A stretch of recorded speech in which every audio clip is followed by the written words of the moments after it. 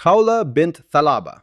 She is the woman whose cry to God opened an entire surah. Her husband had pronounced against her a form of pre-Islamic divorce called zihar, declaring her to be as his mother's back, a formula that stripped a woman of her rights as a wife while also preventing her from remarrying, leaving her trapped with no legal standing in either direction. She came to the Prophet with her case and her grief, and at that moment no ruling existed to help her. She kept arguing, kept appealing, and the Quran responded directly. Surah Al-Mujadila opens by saying that God has heard the words of the woman who disputed with the Prophet concerning her husband. A ruling came down that abolished the practice of zihar entirely and restored her rights and her freedom. Her voice, her refusal to accept silence, and her direct appeal to God, it changed the law for every woman who came after her.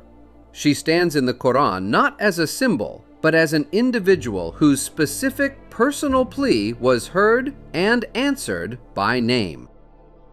Jamil. She is one of the few women in the Quran directly connected to the lifetime of the Prophet Muhammad. Her husband was Abu Lahab, an uncle of the Prophet who became one of his most bitter opponents. Surah Al-Masad, one of the shortest chapters in the Quran, condemns them both, him by name, her by a title. She is called the carrier of firewood, understood widely to mean she actively spread harmful speech and planted hostility against the Prophet. Reports describe her placing thorns on the paths he would walk. The surah's inclusion of her is deliberate. She was not a passive companion to her husband's opposition, but an active participant in it, and the Quran treats her accordingly. Hawwa.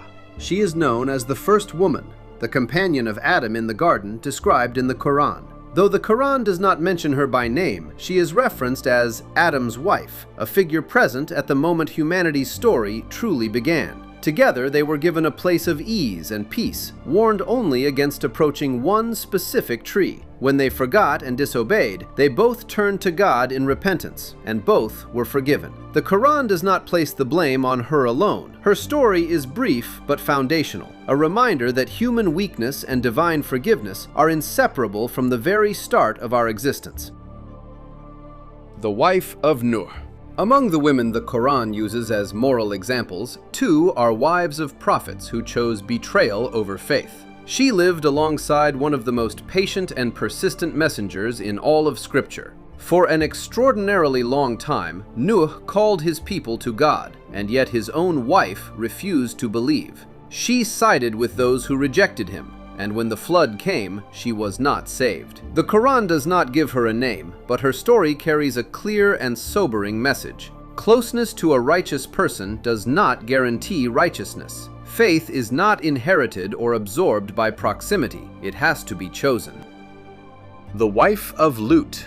Her story runs parallel to the wife of Nuh in important ways. She too was married to a prophet, Lut, who was sent to a people whose corruption had reached its lowest point. Lut warned and pleaded, but his wife did not stand with him. She was quietly loyal to those his message condemned. When destruction came upon the city, Lut was told to leave and not look back, except for those in his household who had sinned. His wife turned back and was lost with the people she had chosen over her husband and her God. The Quran uses her as a figure of internal betrayal, the danger that comes when someone remains in a righteous household while privately belonging to something else entirely.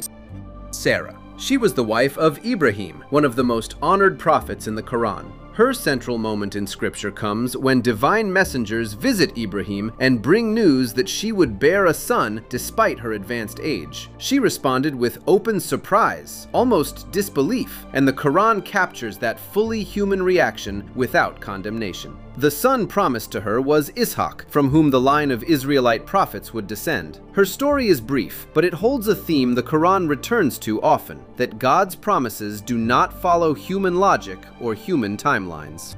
Zulaykha. She is not named in the Quran itself, but is known from Islamic tradition as the wife of the Egyptian official who purchased the prophet Yusuf.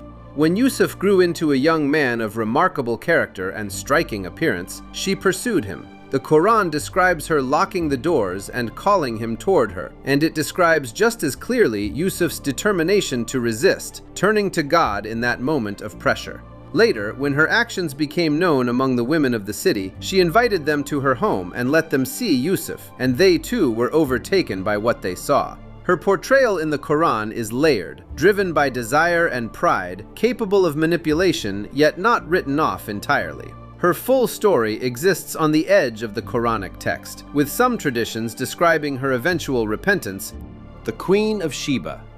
Her story appears in Surah An-Naml, and it is one of the most detailed accounts of any woman in the entire Quran.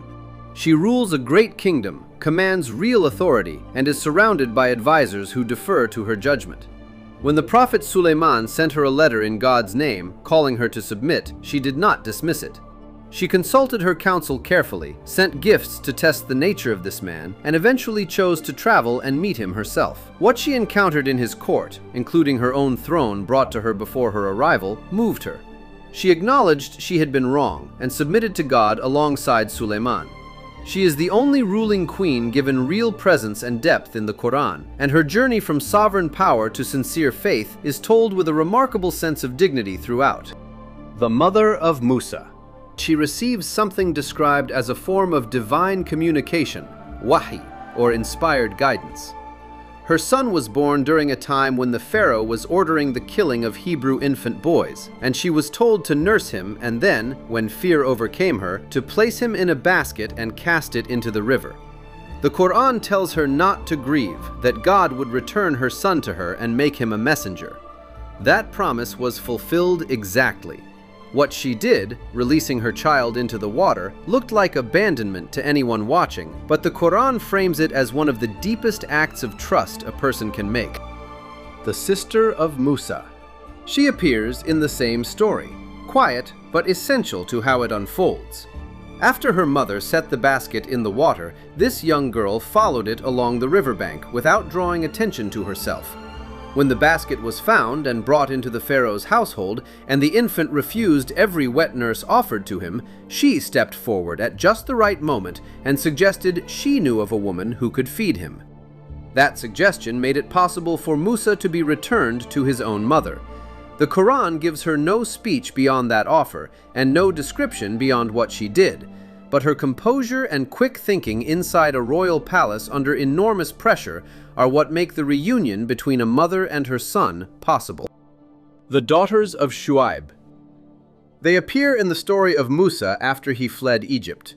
He arrived in Madian exhausted and without resources, and found a well surrounded by men watering their herds. Standing at a distance were two women waiting with their own animals.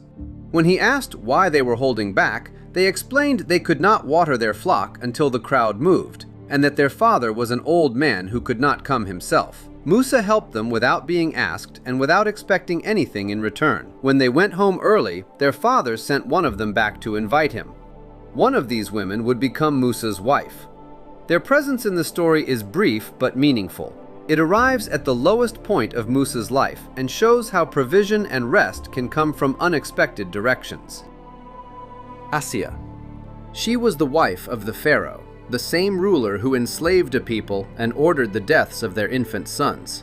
When the basket carrying the infant Musa was brought to the palace, it was Asiya who pleaded for the child to be kept alive and raised. She is one of the women the Quran holds up as a true example of faith, alongside Maryam. Her prayer is preserved in Surah At-Tahrim. She asked God for a home near him in paradise and to save her from Pharaoh and his actions. The Quran presents her as proof that no surrounding, no matter how powerful or suffocating, can prevent a sincere heart from reaching God. Her faith existed in the most hostile environment imaginable, and it was real. The wife of Imran. Her story opens the account of Maryam in the Quran.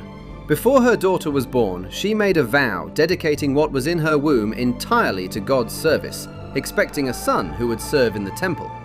When she gave birth to a daughter, she expressed her surprise openly and honestly, as if to say, "This is not what I planned." But she did not take the vow back. She named the child Maryam and asked God to protect her from harm. The Quran honors her sincerity without mocking her expectation, and then reveals that what she thought was a lesser outcome was the beginning of something far beyond what she had imagined. Maryam. She is the only woman named directly in the Quran. She was raised in the temple under the care of the prophet Zechariah, and she received provisions from God that no ordinary explanation could account for. Angels came to her and told her she had been chosen above all women. She was informed she would bear a son, a pure child, born without a father through God's direct command.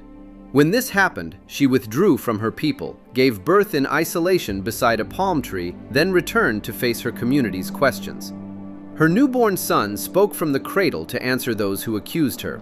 The Quran describes her as truthful, as one who guarded her chastity, as a woman through whom God delivered a profound sign to the world. No other human woman in the Quran receives the sustained attention, the named presence, and the depth of honor that she does.